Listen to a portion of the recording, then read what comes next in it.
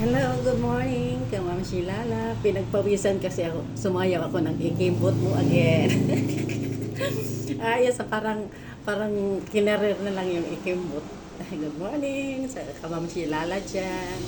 Good morning. Meron na rin akong isang i-content. Alam nyo, gaya ng sabi ko, halamang gamot ang mga kaalaman.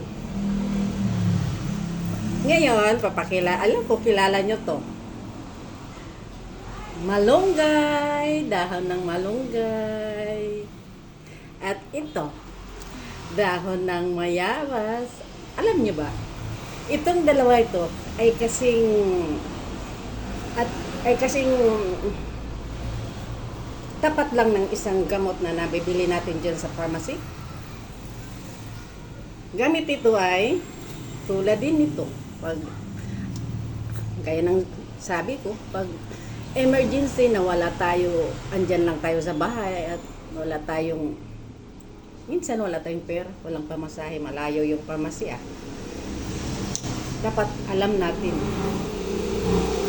ang dapat natin gawin at hindi tayo parang nawawala dahil nakita natin maraming dugo, hindi natin alam anong mangyayari, malaki bang sugat, maliit.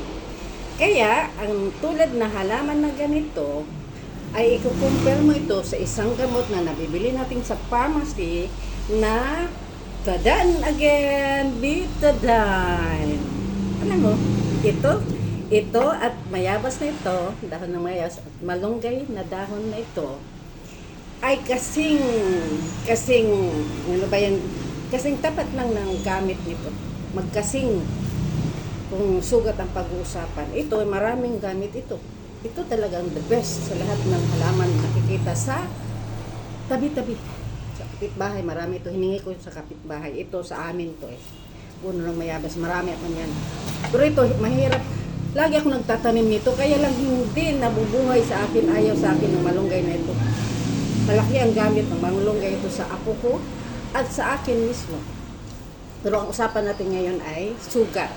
Dikdikin nyo ito, correct. Dalawa lang nito, idikdik nyo. At pag may katas na siya, itapal nyo sa mga sugat kung saan banda. Kahit madugo pa yan, i-stop talaga yan. Ihinto talaga yan, dugo na yan. At gagaling. Ay nako, mahirap na lang magsalita kung hindi nyo naranasan talaga. Ito rin, ganun din ang gagawin nyo. Dikdikin din ito at ang katas niya at ang dahon mismo niya pag masyado na siyang dikdikin mo ako o giliw ko. Dikdik, ilagay mo sa sugat din, itapal mo ng ganyan, ay nako, pagkabukas niyan, yung sugat mo, hindi na, makikita mo na kung gaano siya kalaki. At kuka na siya, nauuga, sabi pa nga sa waray. Magdadry na siya, English na lang natin. English din pag may time. Yeah, nag-iyak pa. Kaya subscribe. Kita-kita tayo sa YouTube, TikTok, alam nyo na.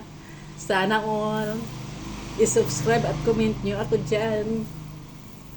Huwag kayong mag-isip-isip pag may time. Comment din. Bye!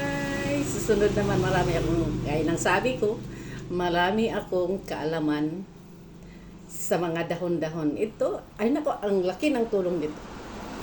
Anemic o yung ina na mababa ang hemoglobin at hindi pwede sa mga ordinaryong paanakan, kailangan sa doktor, sa ospital, kasi madudugan, pwede ikamatay. Ito lang ang katapat nun. Subscribe para malaman nyo kung paano. At ito, kung may diabetes kayo, ay nako, itong dalawang ito, kayang sugpuin yung mga diabetes dyan sa tabi-tabi. Bye! Subscribe! Ma'am Shilala.